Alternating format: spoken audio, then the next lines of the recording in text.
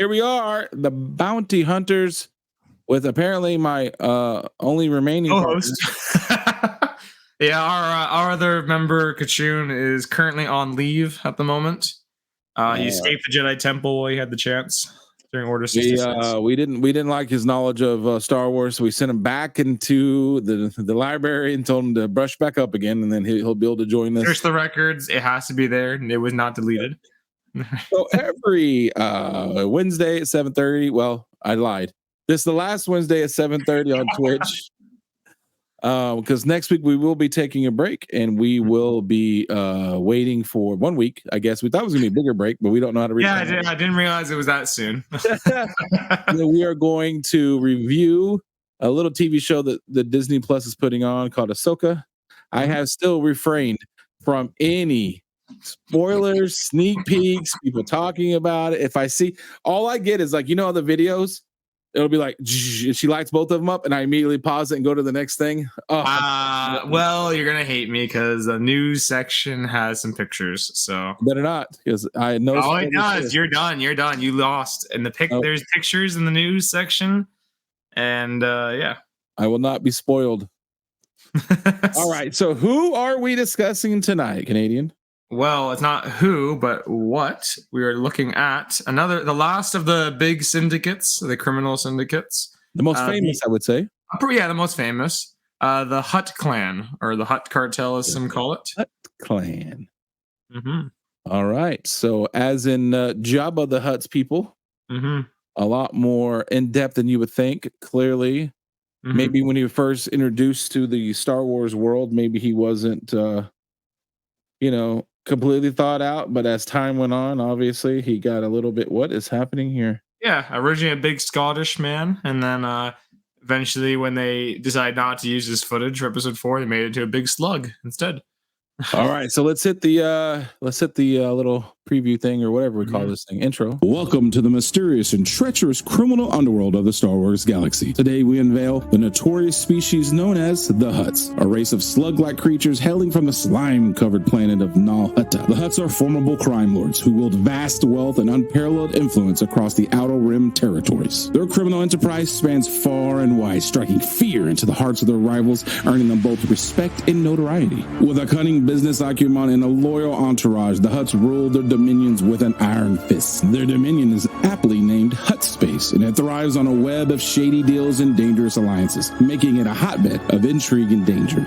Throughout the Star Wars saga, the Hutts have left an unforgettable mark, proving that power and infamy still reign supreme, even in the galaxy's darkest corners. And there you have it, a glimpse into the captivating world of the Hutts, a species that adds depth and complexity to the grand tapestry of the Star Wars universe. And like the man says, may the Force be with you. All right. I had to add in my man at the end because I was I felt weird about having like 55 seconds, so I was like, "Oh, you know what?" Man at the end. What's happening, Dark Gray Jedi? Oh, you beat me to it. Was your bastard? Well, I guess just yell it out. All right, so we are on the Hutts. Now, I have a question for you because I had a hard time figuring out the difference between the canon and not canon. So the story that I kept reading was that was it Never Ending Dynasty? What were they called? The Forever Dynasty, the Verkata? Yeah, what was their claim? Is it Forever Infinite Empire? Infinite Empire. So after the Infinite Empire collapsed, the Hutts were able to like jump in there and fill that vacuum pretty fast, and carved out a little own place for them, and they were very quick to I guess it's slave. They didn't really call it slave, but just use all the other indentured servants. Yeah, all the other servants to do their will and their bidding. So I found that kind of interesting because there was that, the vacuum of that, and the Hutts were able to jump right in there. Yeah, because that was mostly because legend wise, the early stuff that we know of the Hutts mostly is from legends. So the Old Republic having Hutt Space and the Hutt cartel. Canon wise is mostly from we saw in the Clone Wars onwards, and some stuff from the High Republic. But yeah, they're very interesting. It's funny too because like you look at that species of like big slugs, and how do these guys even begin to, command people around and take over space. And what's really funny is their species is actually quite mobile and strong, like almost like some of them have become Jedi and some are like really like tough fighters, but because out of their business, a lot of them become very fat and lethargic just from their wealth. So we always see the reason why we see the Hutts always really fat is because the ones we're seeing are the rich ones. One thing I saw, which I thought was interesting, I'm pretty sure it's Legends, but I thought it was like, I didn't think about this, but it makes sense, right? So it was like some character, I'm pretty sure it was in a comic, I'm not sure, Legend, and what their theory was is how they got so big so fast was because they were able to have other species do their bidding, so much of the fact that when they would go to war, either with each other or with others, that because it wasn't them going to war, they could hit really hard, really fast, and throw everything they had at it. And if they lost half their army, so what? Like they're not Hutts, they're just servants. Yeah, proxy wars, yeah. Yeah. And so I thought that was interesting because I was like, you know what? That does make sense. If you're fighting a war and I'm standing in the background and I'm just, kind of like, I don't know, if you're a general and you're just throwing mindless soldiers at it, like, I don't know, maybe even clones, it makes it a lot easier to fight that war if you're just saying, go out there and fight. And then I lose half of them. I get on an escape ship and I get out of there. You're playing the best game of Risk. From like watching the Clone Wars sometimes. Like you're supposed to be, back then, obviously, the Jedi were still heroes. I mean, I think Disney's doing the best they can to keep that from happening, but I still think they were heroes then. But even then, if you ever watch it, you got that weird sense because they're out there fighting, and like Anakin would be pretty good about it, where they're like, no, General, please pull back or whatever. And they're just getting mowed down. At the last second, you see like the Jedi grab a hold of the dropship or whatever, and they're like flying away as everyone's getting mowed down. I was like, that's kind of ridiculous, actually. When you think about it. Like, definitely not generals by example. No. Yeah. And so I guess that's a lot of what the Hutt is doing. Benefactors and just paying in the back. They were playing pay to win versus playing the game and earning the stuff by themselves. They were the Wells of Star Wars. They pay to win to play. Yeah. I played pay to play. Okay, so when I saw when they decided to go into the cartel because they're all about making money. Yeah, there was like 4 families. Obviously, Jabba the Hutt's family is one of them. I won't pretend to even be able to spell their names or how to pronounce. Oh yeah, that's okay. That was one really funny thing I forgot completely. So if you ever look up like any of the Hutts, like Jabba the Hutt, Zero the Hutt, whatever, what actually comes up is their name, which is whatever the name is that you hear, like Jabba is his name. They all share the same middle last name, which is Dejek Dior or whatever, however it's supposed to be pronounced. But it's really funny that like that's like no wonder they just call them the Hutts because they probably had so many people like going and begging them for money and they're just mispronouncing their names. Like just call me Jabba. Solo. And it's that's great because it's like all of them have a zero. Some of the more famous ones from the Clone Wars, they're all like Tim Hutt. But when you see the real name, it's like Hosha.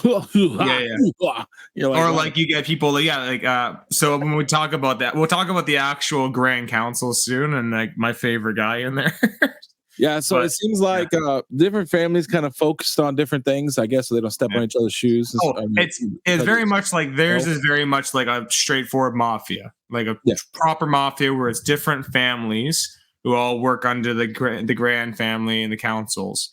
Opposed to like the other ones, which are more like criminal organizations where it was a kingpin and everyone else was just like the smugglers or the just like soldiers, basically. And is there an official canon comment about male, female, both, how to reproduce? Do we have an actual canon thing? Because I know Legends, they talk about it. Yeah, I don't know in canon, I guess because it's never been brought. Like, it's funny, there is, because we do see females and male Hutts multiple times, that they've never brought it up, with the exception of seeing like Jabba's son, Rada the Hutt, but only as a baby.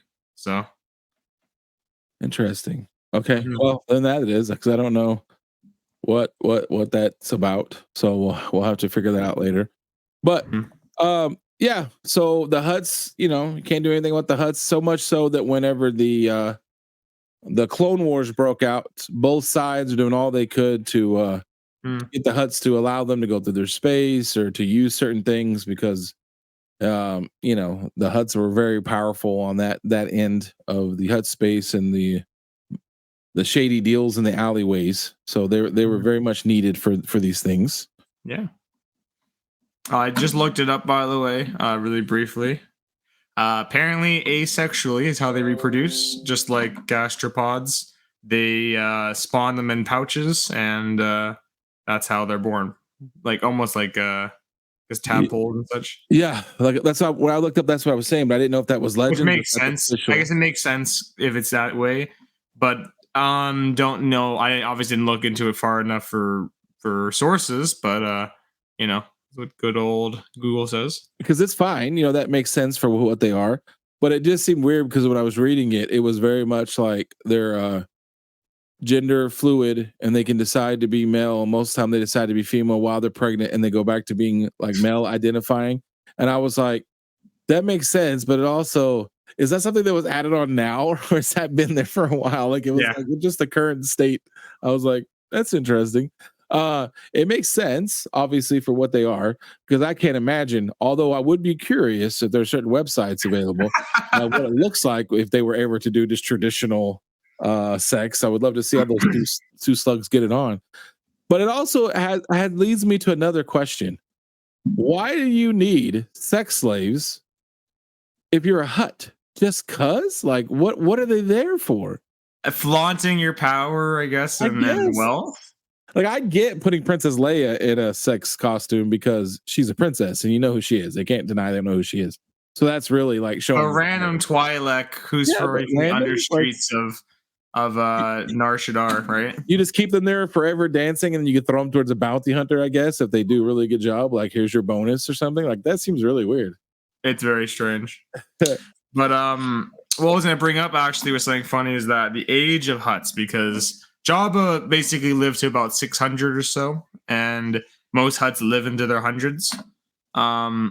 Famously, one of the oldest living huts was Marlow the Hutt during the the Grand Hut Council, who is based off of Marlon Brando as the Godfather, and he lives over 1,000 years old, which is pretty fun.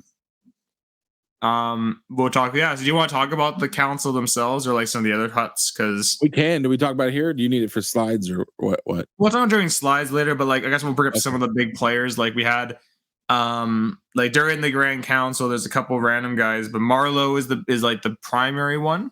There's Mika the Hutt, who's the one of the female ones. Has like the frilly outfits too. There's the one with the cigar in his mouth. I can't remember his name offhand. I have it in the slides as name. And then later on we get to some of the other ones in the future, like Boga or Boku the Hutt, who's the big muscular Hutt or buff Hutt, is what people are calling him. Which is fun. He takes all the protein shakes. He likes all that protein powder. Pretty good. And then what was it? Obviously, a fun one. Zero. Yes, do it. Number two. Forget about the most. I want to bring up two. I'm going to bring up two real quick. Okay, so you got. I'm going to say this quickly first. You got Rado the Hutt, which is Marado, which is Jabba's son. We've only ever seen him in that Clone Wars movie, and one episode of the Clone Wars that had Zero the Hutt in it. That's it. We don't know anything about him after. We don't know what happens to him, if he's dead, if he's alive, where he is, what happens. How the hell has no one ever touched Jabba's son in the entire time? And how did you get, when you were sitting down storyboarding the Clone Wars, how did somebody come up with, you know what we ought to do? Jabba's son. Like, who came up with that one? People were like, yeah, Baby Jabba. People love Baby Yoda or Grogu. People love little baby versions of them all. They weren't ready for Baby Jabba back then. They weren't ready for him. I actually have the Ahsoka toy that has a baby. It has a little baby Jabba, a little baby Hutt that goes in her backpack. Like it comes with it. I actually have that toy. That's hilarious. And during the toys later, I'll bring up a really interesting fact as well about that, but I'll save it for later. But the other most famous Hutt, and for basically the best one, the coolest one, you could have did a whole show about this guy alone. Zero the Hutt. the hilariously high pitched, like what's his name? Truman. What's the guy's Truman Capote sounding voice? Yeah, it's very. I don't even know how to say it. Like, I can't even do it. I wouldn't be able to even do a Ignacy, like yeah. And he's very flamboyant. Yeah, he's very flamboyant, but Jabba's uncle. Sorry, he's also Jabba's uncle on top of that. And very flamboyant, but not like, that. It's more like flamboyant, like, I like to party, and when I get in trouble, like, I know all the like, he literally said, I know all the secrets. So what I'm gonna need is some better wine, some better food, and like send me back to my place or all the secrets. He was a mobster informant, basically, at that point. Like, at least was threatening to be a mobster informant. Yeah. Which eventually, I completely, when I was going back into this, watching some of the stuff, I completely forgot what happened to him, and it blows my mind. Do you remember? Do you look up this at all, or remember? I think we had to look it up for one of the other bounty hunters or something we did. Well, no, technically for Cad Bane, like, Cad Bane breaks him out of jail, and like the Hutt Council is like, he's appeasing to the Hutt Council, and they're like, no, we want your head, basically, we want you dead for things. And what happens is Jabba the Hutt gets Sny Snoodles, the singer, the big-lipped singer from his band in Jabba's palace, to assassinate him. She's like right in front of him, like, and meets up with him or whatever, like in during when Quinlan Voss and what's his name, and Obi-Wan are hunting him down. Quinlan Voss, that I remember. Yeah, that episode, the Zero Hunted or something. Yeah, she shoots him with a blaster and kills him, like assassinates him, and goes, "Oh no, it was an accident." It's so weird. It's so weird the way Star Wars does stuff. Like, I still want an explanation of what the actual stormtroopers' armor protects them from, and it's weird because they'll talk about how strong the Hutts are and how they got their powers. That they have like this really tough outer skin. They got like 3 lungs or something. And I was thinking, 3 lungs? He should got choked out pretty easy by that princess for having 3 lungs. And then, or one single blaster bolt will take him out, just depending on what the plot needs there. So funny. Like, this weird creature. Like, I can't. It's so funny. Like, but yeah. So their original planet wasn't Hutt. That wasn't the original one I read. It was, they had a different planet and they moved. They had another planet. Yes, the name's escaping me, but yeah, they basically just they took over Dalhutta themselves because it fit really well their species. Which I thought was very interesting if you think about that, right? They're such a specific species, and they need specific things. And the planet they actually came from was not good. The planet they found was like, oh, and this is perfect. This is the perfect medium amount of forage. And I'm like, that's weird. Usually, Mother Nature doesn't usually do that, where they're like, I'm going to put you on a planet that's not so good for you. And then somewhere else, you're going to find out. But supposedly that's how they learned, like a lot of species, that's how they learned space travel, was after the Infinite Empire collapsed. People obviously learned space travel for them, and then they were able to take over and start hopping from planet to planet, carving out a piece for themselves. Mm-hmm. And then they took over that. It's crazy. Like, there's only like 3 others, the groups that have area of space that's technically theirs. Like, you had, obviously, you have the whole galaxy, which became like the Republic and an Empire, and like the Separatists took over their own area just during Civil War. But like the Hutts had their own space called Hutt space that they controlled, and no one really bothered them because of how powerful they were. And like the only area groups that had that was like Mandalorian space, which was only there because it was a remnant of their empire, and it's so small, it's just like a cluster of a couple planets. And other than them, it's just like the Chiss Ascendancy, which are in the other side of the galaxy that no one's explores. Like, they're the only groups that have space to themselves, and the Hutts happen to be one of them. The Republic, who's there. You want to be a part of us? No, yeah, you do. Yeah, you do. Like, we want that nice taxes. We need that tax money, so you're going to be a part. We need to repair our hyperspace lanes. Come on, but other than that, is there anything else? Well, yeah, like I said, a lot of it is going to be in the slides regarding the council themselves specifically, and what happens to them, which is really interesting. But Yeah, I guess I'll just leave it at that. Yeah, so I was reading that. Now, listen, Daddy Lucas, depending on what era he's being interviewed, he tends to sometimes change his story a little bit. I can't blame him.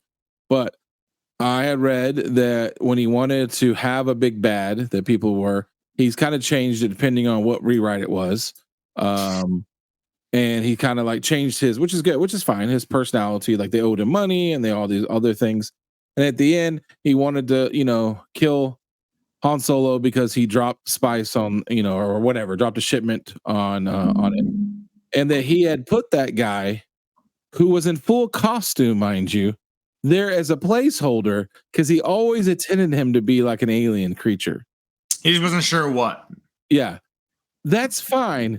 But I find it weird that you do that while the man is in full costume. Like, why would you bother with that if you were like, might as well go on and dress him up? I don't know what I'm going to do with them. What would have been different in this whole mafia? It was just Scottish guys, big fat Scottish guys controlling the galaxy. So I guess whenever they were trying to like figure out what they wanted to do, and he didn't know what he wanted to do with that character yet, he decided to cut it. Mm-hmm. But like the story kind of didn't make sense. Didn't make sense. It was just a little bit sloppy now because you don't know why Han Solo was that. So that's supposedly why Greedo was introduced. It got more of telling you while I'm here. Jabba says, this, that.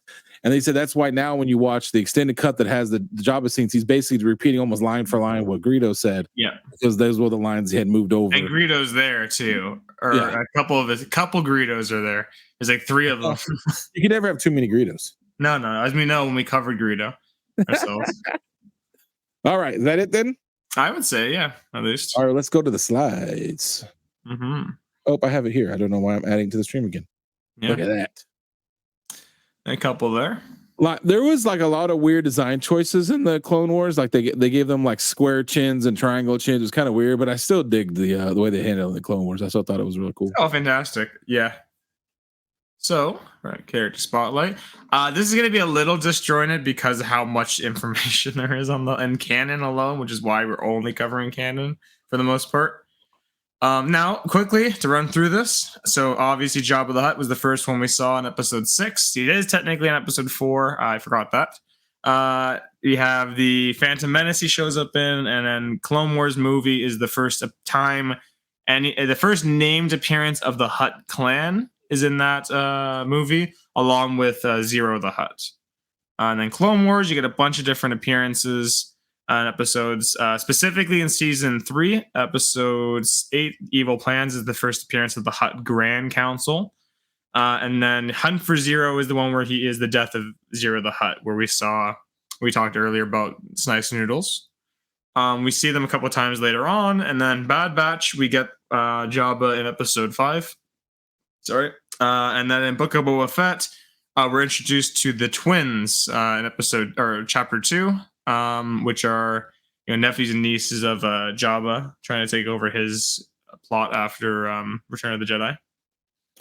And maybe we should ask the twins what happened to Jabba's son. They might have a Well, it would have been interesting if it was Jabba's son that was there instead.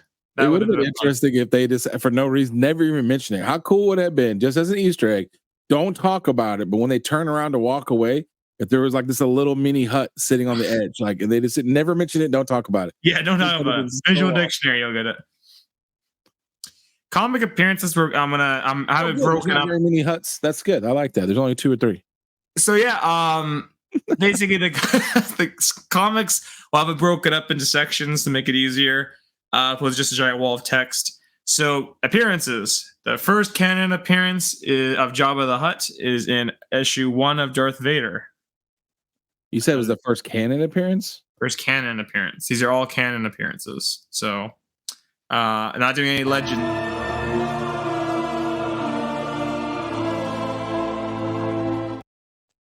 You might need to purchase that. Get on that eBay. Yeah, as we talked about it maybe too many times. So after that, a couple of different issues of Star Wars. Issue number 9 is the first appearance of Gracchus the Hutt, who is he's a really active one.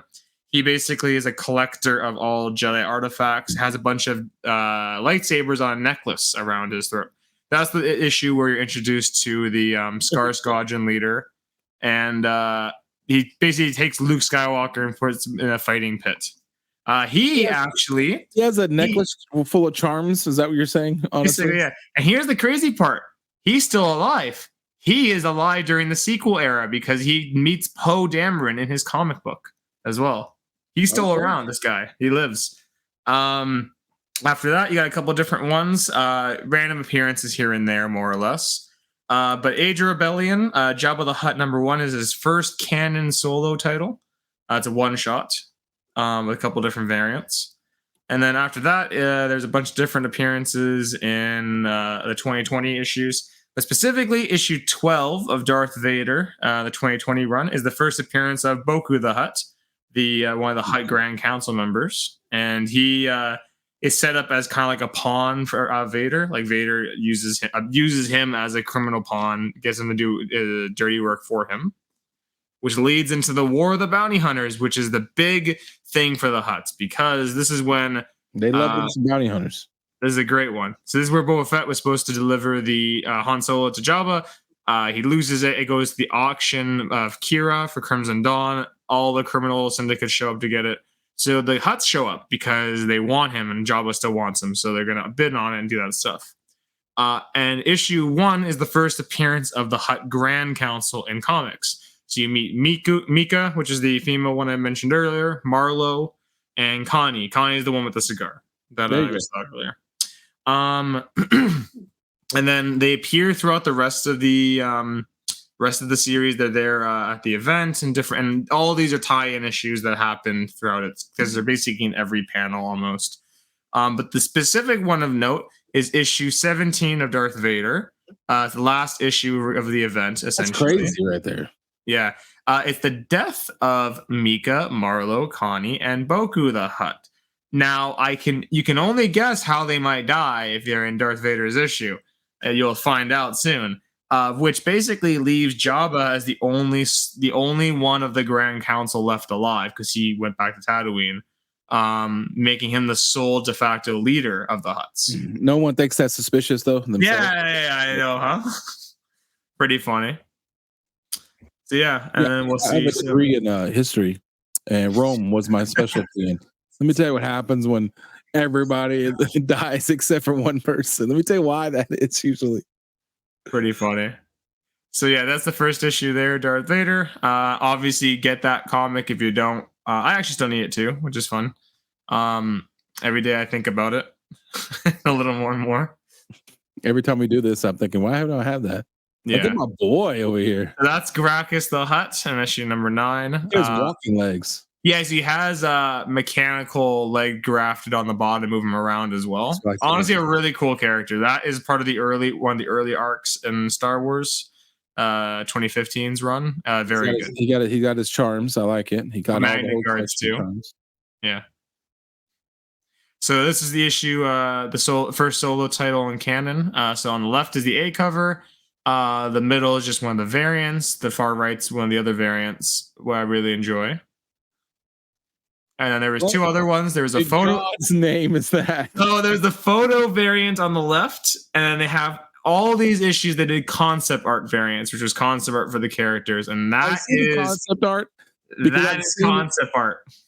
Well, look, that's not the concept art I saw. We had that character in was it Rebels? When did they do that character? They brought that character in, the original concept art character.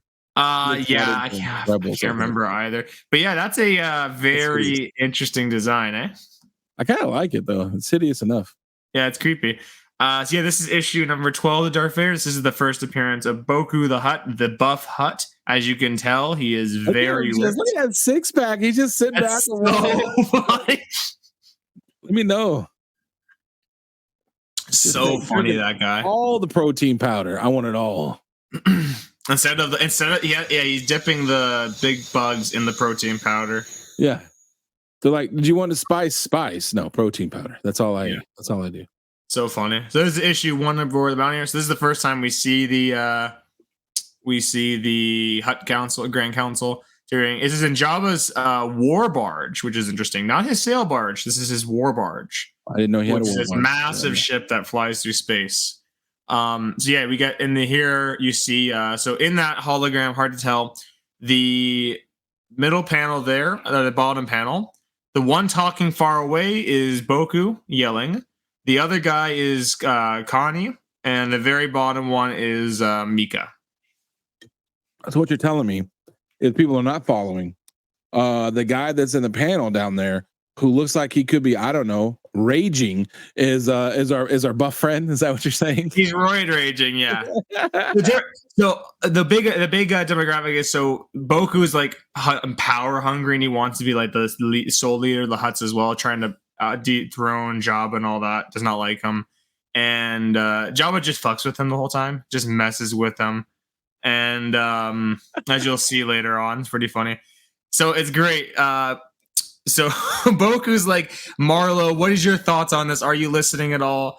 Marlo wakes up and he's like, yes, the senator, we should proceed. The chancellor or the senators do good business with them. I don't like the cats though, and all this. And he's going senile. And Java's like, let Marlo rest, Boku. He's nearly 1,000 years old. Let him sleep over there. Which is just fantastic. Making up Grandpappy. Leave Grandpappy alone. He's basically so funny. So yeah, this is issue 2. So we see them all. They all show up at the gala for the auction. Jabba's just eating away all those food he can grab. Boku's pissed off because Jabba's just like, chillax. It's a party. Enjoy it. We're gonna get solo no matter what. No, I will not relax. Which is just so funny. We got a bro dude hut. That's amazing. Yeah. And then it's so funny. And this is last issue of War of the Bounty here. So what it all leads to is basically Boku he's working as a pawn for Vader, but he's also secretly part of Crimson Dawn's organization, the Crimson Reign event. So he's working with them. So what he does is, here, after all chaos breaks loose, he tells the Hutt fleet to turn and fire on Vader's Executor Super Star Destroyer and start firing on the ship by the Crimson Dawn. And he goes along with it, and they all start freaking out at him, going like, what are you doing? Why are you attacking? And Jabba already left. He went back to Tatooine. He's like, this is stupid. I'm leaving. And he already left. So they're all just trying to fight with Boku, and we see the next panel here. Vader did not like that decision. Hold on. You're just gonna skip past my guy who looks like he's literally like a 90s workout gym. Like he could be on what do they call those? Like those cycle things. He's like, come on, ladies, you got 5 more minutes. Let's go. Like that's what he looks like right there. Look at him. It's so funny. So yeah, what happens is they fire on his ship. Boku has the Crimson Dawn people turn on the Hutts there, and Vader walks in after finding out that he's blowing up his own ship, his favorite ship, and he walks in. Boku looks a little surprised, and Vader ignites his lightsaber, and he did what? He just said, "Oh, he talked to them peacefully." We're peaceful here negotiations. Such as in issue 17, where the death of the Hutt Council, he goes and starts cutting limbs off and killing all the Hutts. Well, Boku is just yelling, hey, we did everything you asked, man. Relax. We're calm. And relax, bro. Relax, bro. And then Boku reveals he's actually with Crimson Dawn. Vader's like, you snake. Boku's like, hi, you're not going to get away with this. And Vader kills him, stabs him. And then Boku dies trying to blow up the ship and all that. But that ends up killing the entire Hutt Council, leaving Jabba as the sole leader, which is why come Return of the Jedi, he's even more feared because he essentially controls all of Hutt space to himself. Anyone else is kind of like an underling to him, opposed to his equals.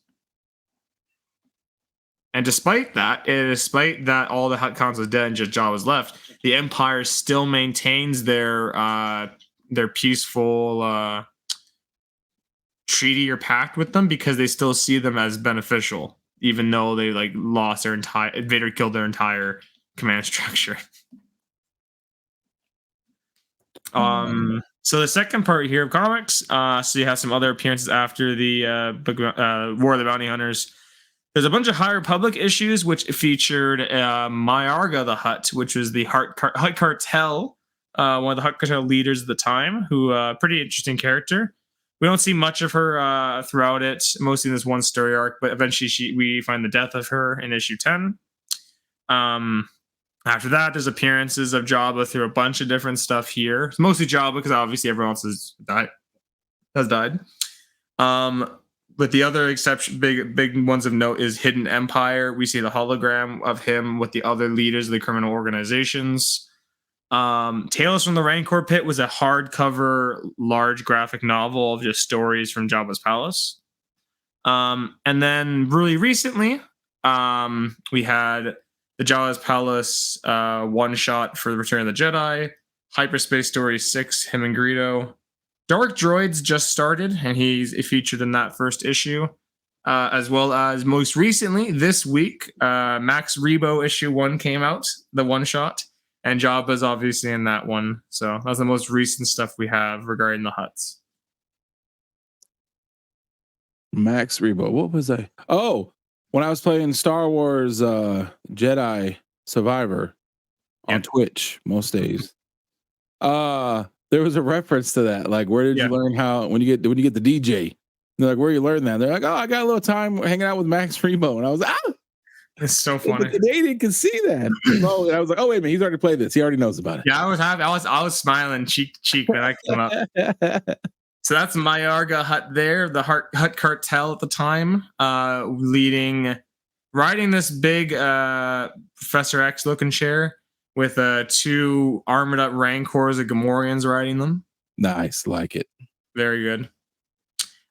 Here's interesting. So issue 10 of the High Republic is the death of Myarga. What happens is the whole thing goes on with it, but in it, what's interesting is that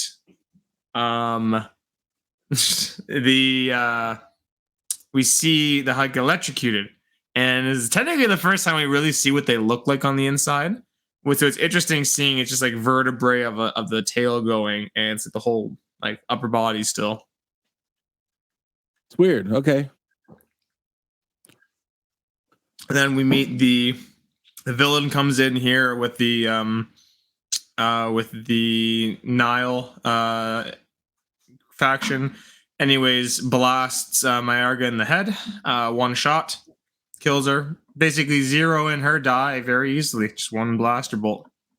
Very suspicious, but okay. Very sussy. So yeah, Hidden Empire 1, we see Jabba there on a hologram alongside our boy presumably Prince Zizor, and then maybe Margit, the Pyke Syndicate leader, and then 2 others. And then on top of that, even more, you got a couple of variants of note because issue 1 of Darth Vader also features the first canon cover appearance of Jabba through the La Roca variant. Other than that, the first time we see Jabba on a full cover is like all the way in, or for Hutt is the first time in the one shot. And then you got the action figure variant of Jabba, the Galactic Icons variant, and then the Lucasfilm 50th anniversary. So on the left, there is the first cover appearance, which is really cool. My cover. That's good. And then this is really cool as well. The action figure variant is a wraparound cover because they wanted to include the whole width. So it splits in half. There's a Jabba, the front face of Jabba is on the front. And then if you look at the back cover, it wraps around and you have Salacious Crumb with him there. And then the Galactic Icons variant is on the left of him, salivating. And on the right is the 50th anniversary variant. I think it's weird they have clear and green slime comes out of their mouth. I find that. Yeah. I find that odd. It's very weird. And then toys. Now, here's something you brought was interesting. The Hutts have not a single action figure that's not Jabba. And that one tiny one of Grogu. They're the only ones who have figures. They don't have one of Zero the Hutt. They don't have one of the Fimo one in episode 1 with Jabba. They don't have any other ones. Just because you can just repaint them, right? You could get more of that mold. Yeah, just a pencil mustache. You got Marlo. I want the Boku one. I want the muscular Hut Poe. That'll be a really good one. But that's a whole new mold. That's a whole new mold. They got to make a whole new mold for that. They don't like doing that. They like making one mold and getting like 18 figures out of it. So if you go back, right? So that's the first one. There's the Kenner one from 1980s. Nice. Pretty good, honestly. It looks really good for the time, but you could probably it could have looked really bad for trying to make that. Yeah, it could have went sideways. This is the episode 1 version. There was 2. This one came with a figure you could shoot out the ball into the to the gong for the thing. I think it's funny. Almost bigger than Jabba is like an exclusive. The 2-headed announcer. Like not even. I know. Like weird. And then the other one, which I actually had as a kid, was Jabba, and it came with a small green Play-Doh bucket for like his grub and for his mouth. The weirdest thing. This is the first Black series of Jabba. They had a regular release of it, but they also did an exclusive version of it where it had some background stuff for Jabba's Palace. It was a San Diego Comic-Con exclusive, and that one's actually quite pricey. But the regular Black series is kind of like, it's obviously more money than it's retailed, but it's not a ton of money. Now, what's really cool, he actually has a new figure releasing September 2024. It's the vintage series version. So it's the scaled down one, and it comes with the platform, Salacious Crumb, the droid, and that whole setup he has there. It's only gonna be $9.99, so don't worry about the price of that. Yeah, not as expensive as the Ghost, so you don't have to worry. I mean, like I've said before, the vintage series, if you want to collect, especially if you like to let your toys breathe and like to let them hang out and sit on a shelf, the vintage collection, half the time they're better painted, better sculpted, better articulation, is overall a better toy than even the Black series. I guess it's a totally different team, but they knock it out of the park. I mean, look at that. I mean, if you just want to talk about, that's like an exclusive, supposed to be high-end toy right there. That's a Black series toy, which it looks great, but then that is vintage. Like, that's crazy. More detail. It's going to be pretty awesome. I can guarantee that. So yeah, if you're a fan, I imagine that's going to be on your list for Christmas at some point. I don't. Oh, good Lord. Yeah. So opposite of that, big booger. So Jabba's had 2 Lego figures. He's had the original set here, Jabba's Palace. I had this when I was a kid, which was fun. And I think it's fun that you can see in the background Princess Leia just all up in her slave bikini, just like acting like that's not for little kids. That's hilarious. And then upgraded version. This one came out and it had a sail barge with everyone with Max Rebo in it. I had to include it. And yeah, a lot better. Actually, looks really good here. This is the one they used for. This is the model they used for the Lego Star Wars game, if I'm not mistaken. If you look at Jabba in that. And that's it, huh? Yeah. Well, you missed like the whole crowd-funded Jabba barge. That thing is like gotta be $900 now. The big dog one. The Jabba barge crowdfunded, like a toy. Yeah, like you know how they do the Galactus, so they do all that stuff. I didn't know they were doing a massive one. Oh, they did it a while back. Okay. Well, I didn't. Well, there was no toy I saw of it, so of Jabba. And it was like one of the first ones they actually did of the Jabba barge. Like it's a full on. Everybody could fit in there. It's a huge toy. It's a huge. That's cool. I think it's probably. Well, they're supposed to be doing a UCS, like Ultimate Collector series of the sail barge as well, but that one got like delayed. I think twice now. It's probably not going to come out till 2025. So we'll see. Yeah. So one thing we always say when we do these up close and personal deep dives is there's a lot they could do. I still think the Hutts could do more just because of the fact that Jabba died, and you could just totally reset the Hutts like right now if you wanted to, and just have a whole new thing going on. I think it could be cool. I think what would be holding back the Hutts is it's just the ridiculousness of the size. Do you really think that you can have a full on story? In live action, unless you're going to CGI the hell out of that thing, with a Hutt. So that'd be the only issue. They can live in cartoon. Yeah. So I'm still interested to see where his son is. That's why I want to know. I do think that's a question that can be answered. Yeah. All right, ladies and gentlemen, that is the Hutts. Mm-hmm. And if you want to see more, you always have to sub up so you never miss a thing. Catch the Hoosier on Instagrams. Same thing what you're seeing right there. Yeah. But all right, so that's it. Thanks for watching, guys. We'll catch you next time. I always forget to do that.